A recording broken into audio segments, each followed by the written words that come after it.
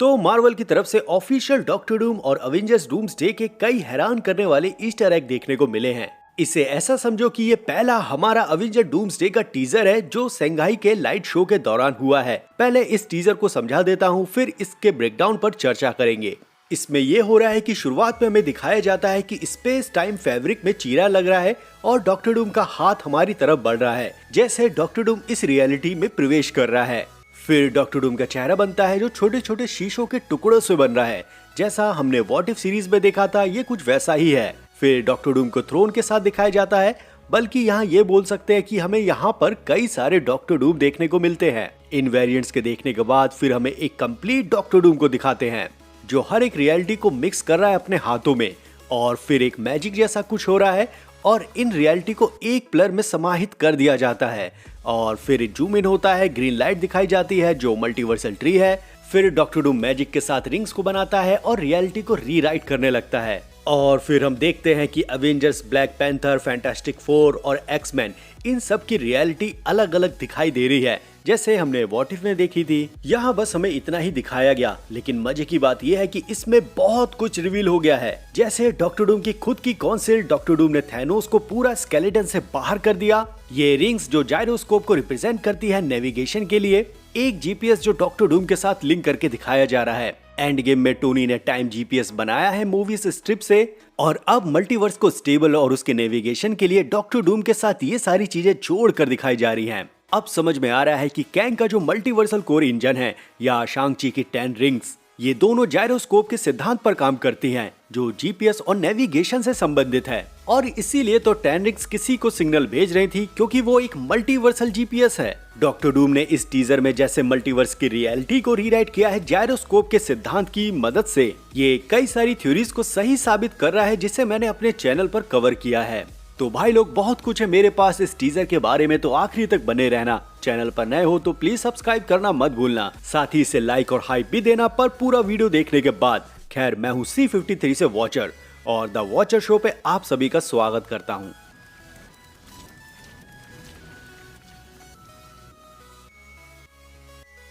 सबसे पहले हमें जो रियलिटी में चीरा दिखाया गया, ये लगभग वैसा ही है जैसा लोकी ने मल्टीवर्सल ट्री को बनाने के लिए सीटाडेल तक का जो रास्ता बनाया था, ये सेम वैसा ही पोर्टल है। यहाँ कलर ग्रीन है और ग्रीन कलर डॉक्टर डूम को रिप्रेजेंट करता है। साथ ही हमें डॉक्टर डूम का हाथ भी आते हुए दिखाई देता है और स्पेस टाइम फैब्रिक की कुछ लाइनें भी हमें दिखती हैं। जैसे हमें ये समझाया जा रहा है कि कोई हाई इंटरडायमेंशनल बीइंग इस 3 डायमेंशनल में इंटर कर रहा है। अब यहाँ पे डॉक्टर डूम को मैं हाई डायमेंशनल बीइंग क्यों कह रहा हूँ, क्योंकि जिस हिसाब से हमें आगे रियलिटी को दिखाया गया है वो नजरिया तो वॉचर का है और वॉचर 5th डायमेंशनल का बीइंग है। तो कहीं ऐसा ना हो कि डॉक्टर डूम ने वॉचर को ही मार दिया हो। और जो हमें यहाँ ये थैनोस लग रहा है, क्या पता एमसीयू में ये वॉचर हो, क्योंकि खोपड़ी भी वॉचर जैसी लग रही है, तो कुछ एमसीयू के नजरिए से कह नहीं सकते। और डॉक्टर डूम के साथ जो रियलिटी को जोड़कर हमें दिखाया गया है वो भी तो वॉचर का दृष्टिकोण है। वही दूसरी तरफ सीक्रेट वॉर्स कॉमिक्स में बियॉन्डर की एंट्री भी ऐसे रियलिटी में चीरा मार के ही हुई थी, और डॉक्टर डूम को पता चल गया था कि कोई है जो मल्टीवर्स के साथ गंदा गेम खेल रहा है। यहाँ एक चीज ये भी है कि डॉक्टर डूम का पहला आगमन ऐसा है कि वो रियलिटी को चीरते हुए यहाँ प्रवेश कर रहा है।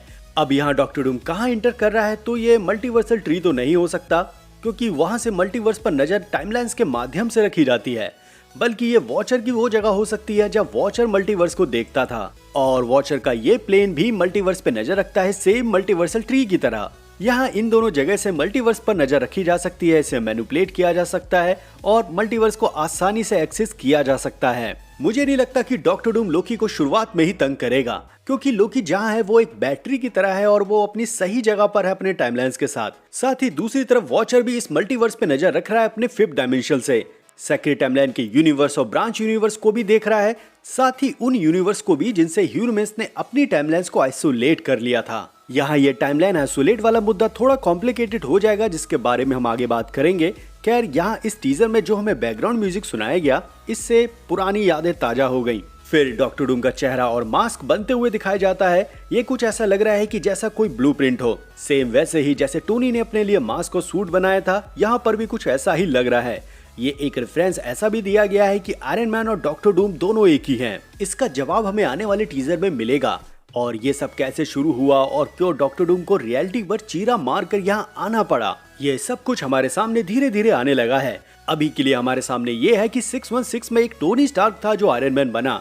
उसने एक हीरोइक लाइफ जी और अपने आप को सैक्रिफाइस किया। बस इसी चीज को आगे हमें ऐसा दिखा दिया जाएगा कि जो डॉक्टर डूम का हीरोइक पर्सोना है वो आयरन मैन है, जिसे ह्यू लूमिस ने सेक्रेट टाइमलाइन पर टोनी की लाइफ दे दी जो पहले कभी डॉक्टर डूम की लाइफ हुआ करती थी। फिलहाल आगे डॉक्टर डूम का चेहरा घूमते हुए मास्क के साथ एक कंप्लीट डॉक्टर डूम का चेहरा दिख जाता है। अब यहाँ ये मास्क पूरी तरह से कॉमिक एक्यूरेट तो है, लेकिन फैंटास्टिक फोर में जो हमें डॉक्टर डूम देखने को मिला, यहाँ पर ये दोनों मास्क में काफी अंतर है। फिर इसके बाद चीजें इंटेंस होती है, अवेंजर्स थीम सुनाई जाती है और डॉक्टर डूम की डिटेल्स बढ़ जाती है। जैसे डॉक्टर डूम के सीने पे लगे ये 2 गोले, यहाँ ये चीज आप क्लियर नहीं देख पाओगे, लेकिन इस इमेज में ये साफ दिखाई देगा। एक स्टार है जो सिंबल मैजिक का है या कैप्टन मार्वल का, दूसरी तरफ हैमर जैसा कुछ है जो थॉर या साइंस को रिप्रेजेंट करता है। तो अगर इसे सुपर हीरो से जोड़ के देखोगे तो कैप्टन मार्वल और थॉर नजर आ रहे हैं, जो सही नहीं लग रहा, लेकिन साइंस और मैजिक के हिसाब से देखा जाए तो ये डॉक्टर डूम के साथ परफेक्ट बैठ रही है। वहीं डॉक्टर डूम के फर्स्ट लुक में शांग-ची के 10 रिंग्स, थॉर और बाकी सुपर हीरोज की काफी चीजें यहाँ मिलती जुलती हैं। एक तरह से डॉक्टर डूम को आप ऐसे देखोगे कि वो सभी सुपर हीरोज का मिला जुला एक स्वरूप है, क्योंकि जैसे टोनी स्टार्क की आदत थी अपनी गलतियों और बाकी अवेंजर्स और सुपर हीरो से सीखते रहना और अपने आप को अपग्रेड करते रहना, सेम चीज डॉक्टर डूम के साथ यहाँ दिखाई दे रही है। खैर, इसके बाद डॉक्टर डूम को थ्रोन पर बैठा हुआ दिखाया जाता है, जिसकी बॉडी से तरह तरह की कॉस्मिक पावर फ्लो कर रही है।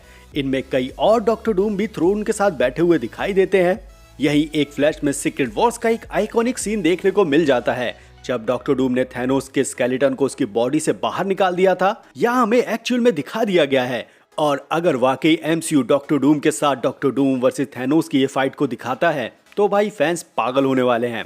दूसरा, जो डॉक्टर डूम यहाँ स्केलेटन निकाल रहा है तो उसके सूट का भी कलर थोड़ा रेड है, मतलब यहाँ पर ये एक ऐसा टोनी है जो डॉक्टर डूम हो गया हो, बिल्कुल infamous iron man comic series की तरह, जहाँ डॉक्टर डूम की सोल टोनी की बॉडी पे टेक ओवर कर लेती है। हमें कुछ ऐसा भी बदला दिखाया जा सकता है कि जैसे थैनोस ने टोनी के पेट में घुसाया था, वैसे ही डॉक्टर डूम अपना हाथ डालकर थैनोस के पेट में घुसा दे और उसका स्केलेटन को बाहर निकाल दे। मार्वल ऐसे कॉल बैक देने में उस्ताद है और मैं 100% श्योर हूँ कि ये सीन हमारे सामने आएगा ही आएगा। दूसरी चीज ये भी है कि हमें कई सारे डॉक्टर डूम को थ्रोन पर बैठा दिखाया गया है, जिनमें से एक पीला लिविंग ट्राइब्यूनल जैसा है। एक डॉक्टर डूम तो ऐसा था जिसके चारों ओर ग्रीन लाइनें थी। ये सब कुछ ही सेकंड में हुआ है, लेकिन कुछ तो था ऐसा कि हमें अलग अलग डॉक्टर डूम को दिखाया गया। सबसे सरल चीज तो ये है कि हम इसे कॉन्सोल ऑफ डूम भी कह सकते हैं, जो वास्तव में मूवी में हमें देखने को मिलेंगे। लेकिन एक कदम अगर आगे बढ़कर सोचा जाए तो मुझे लगता है कि जिस ढंग से डॉक्टर डूम को पीले लिविंग ट्राइब्यूनल और ग्रीन लाइन के साथ दिखाया गया है विद इन सेकेंड, तो डॉक्टर डूम यहाँ वो सारी चीजों का एक्सपीरियंस कर चुका है जो अब लोकी कर रहा है। मे भी किसी समय और काल में डॉक्टर डूम ने ऐसी कोशिश की हो इन टाइमलाइंस को रिवाइव करने की जैसे लोकी ने की है, वैसे ही डॉक्टर डूम ने यहाँ किया और कुछ ऐसा हमें दिखाया। और ये सारी कोशिश डॉक्टर डूम की वो सब काम में नहीं आई, इसलिए डॉक्टर डूम ने रीराइट और मैनिपुलेशन करना शुरू कर दिया, और जो हम अगले शॉट में देखते भी हैं। यहाँ डॉक्टर डूम रियलिटी को चारों तरफ से देखता है और फिर उसे एक साथ लाता है, अपने मैजिक और पावर का यूज करता है जैसे वो पूरी तरह से सब कुछ बदल रहा हो, और फिर हमें एक रियलिटी एक पिलर जैसे दिखाई देती है, जहाँ ये फैली हुई अनकंट्रोल रियलिटी एक पिलर में समाहित हो जाती है और ऊपर एक गोल छेद भी है जो इसके अंदर जाने का एक रास्ता है। जैसे डॉक्टर डूम की जो कॉमिक्स थी फैंटास्टिक फोर 1, 2, 3, 4, वहाँ पर भी डॉक्टर डूम ने एक टाइमलाइंस को ऐसा बनाया था, वो भी अपने सीटाडेल के अंदर, जहाँ वो उन टाइमलाइंस को कैसे भी मैनिपुलेट कर सकता था, और वहाँ पर भी एक गोल छेद था जहाँ उसके अंदर प्रवेश किया जा सकता था। यहाँ ये सेम चीज इस रियलिटी पिलर में दे रखी है, शायद ये कोई गेट ही हो। फिर इसके बाद हमें एक बहुत ही अजीब सी चीज दिखाई देती है इस पिलर में, एक जूम इन होता है जो बढ़ती है सीधा ग्रीन लाइट की तरफ, और एमसीयू में ये ग्रीन लाइट एक मल्टीवर्सल ट्री ही है जो टाइमलाइंस को रिप्रेजेंट करती है, और यहाँ ये इस मल्टीवर्स के अस्तित्व में है, या ये भी हो सकता है कि मल्टीवर्स के किसी एक अस्तित्व में ये टाइमलाइंस और ये मल्टीवर्सल ट्री हो, क्योंकि लोकी सीजन 1 के फाइनल एपिसोड में हमने देखा कि टीवी जहाँ स्थित है वो एक ब्लैक होल है, और ब्लैक होल इस 3 डायमेंशनल अस्तित्व में आ जाता है तो ये भी पॉसिबिलिटी बढ़ जाती है। फिर हमें अगले शॉट में एक और बेहतरीन चीज देखने को मिलती है, डॉक्टर डूम के हाथों को इस ग्रीन लाइट के ऊपर दिखाया जाता है। एक मैजिक होता है, कुछ रिंग्स बनती हैं और बीच में मैजिक के साथ रिंग्स तेजी से घूमती है, और फिर एक बूम होता है और अवेंजर्स का लोगो मतलब एक यूनिवर्स अवेंजर्स का, ब्लैक पैंथर का लोगो मतलब एक यूनिवर्स ब्लैक पैंथर का। इसी तरह से फैंटास्टिक फोर और एक्स मैन की रियलिटीज को हमें दिखाया जाता है। यहाँ बस अभी इन 4 यूनिवर्स को हाईलाइट करके दिखाया गया है और डूम्सडे में जो भी फाइट होने वाली है वो इन यूनिवर्स में एक मेन होंगी। दूसरा, ये डॉक्टर डूम के इंटरफेयर के बाद ये यूनिवर्स सामने आए हैं, तो क्या ये भी हो सकता है कि जो डॉक्टर डूम ने यहाँ किया है ये ह्यूमन से पहले डॉक्टर डूम ऑलरेडी कर चुका है और डॉक्टर डूम ने ही पहले अवेंजर्स, एक्समैन, फैंटास्टिक फोर इन सभी सुपर हीरोज को अलग अलग यूनिवर्स में पटक दिया हो और बहुत पहले ही डॉक्टर डूम ने इन सारी चीजों को रीराइट कर ही दिया था और बाद में ये चीज इमॉर्टस ह्यूमंस को खेलने के लिए दे दी। जिस हिसाब से इस टीजर में मल्टीवर्स को डॉक्टर डूम के साथ जोड़ के दिखाया जा रहा है ये वास्तव में बहुत सारे सवाल खड़े कर देता है कि क्या इमॉर्टस, ह्यूमंस और डॉक्टर डूम ये सब एक ही टीम में थे या डॉक्टर डूम ने सबसे पहले मल्टीवर्स को कॉन्कर किया और उसके बाद कैंग के वेरिएंट सामने आए। और जो ह्यूमंस का कहना है कि उसने अपनी सेक्रेट टाइमलाइन को आइसोलेट कर लिया, तो क्या यहाँ पे डॉक्टर डूम और ह्यूमंस इन दोनों की सेक्रेट टाइमलाइन अलग अलग हैं? कहने का मतलब ये है कि क्या डॉक्टर डूम और ह्यूमंस और जितनी भी सेक्रेट टाइमलाइन देखी है इसके अलावा भी क्या कोई और भी टाइमलाइंस हैं? और ये सवाल आना भी जरूरी है क्योंकि जिस हिसाब से डॉक्टर डूम और वॉचर जिस मल्टीवर्स को अपने इस शीशे जैसी रियलिटी से देखता था उसे डॉक्टर डूम से कनेक्ट करना और रियलिटी को टाइमलाइंस के हिसाब से हमारे सामने ना देना, ये चीज सच में सवाल तो खड़े करती ही है। दूसरा, हमने यहाँ ये भी देखा कि डॉक्टर डूम जिस हिसाब से मल्टीवर्स पर अपना कंट्रोल कर रहा था तब वो एक मैजिक बनाता है और कई सारे रिंग्स को भी बनाता है। अब यहाँ ये रिंग्स आगे जाके शांग ची की ही रिंग्स होगी, लेकिन ये जिस हिसाब से घूम रही है वो जायरोस्कोप के सिद्धांत पर काम कर रही है और जायरोस्कोप के माध्यम से आधुनिक क्वांटम मैकेनिक्स को समझा जाता है। मैंने शुरुआत में बताया कि यही जायरोस्कोप कैंग के मल्टीवर्सल कोर इंजन में काम कर रहा है। वोंग ने जब 10 रिंग्स को जूम इन किया था तब इसी तरह का मैकेनिज्म चल रहा था और जब स्कॉट मल्टीवर्सल कोर इंजन के अंदर गया तब यही जायरोस्कोप का सिद्धांत हमें देखने को मिलता है। हमारी दुनिया में जायरोस्कोप को जीपीएस और नेविगेशन के लिए यूज किया जाता है, साथ ही स्टेबिलिटी के लिए भी किया जाता है। तो क्या यहाँ डॉक्टर डूम इसी जायरोस्कोप के सिद्धांत को यूज करते हुए मल्टीवर्स को बैलेंस, मैनिपुलेट और नेविगेशन जैसा यूज करेगा? क्या पता यही एक बैटल लॉर्ड बनाने के लिए सबसे बड़ा मुद्दा हो, लेकिन उससे पहले डॉक्टर डूम की कोशिश ये रहेगी कि इसी जायरोस्कोप से मल्टीवर्स को स्टेबल किया जा सके।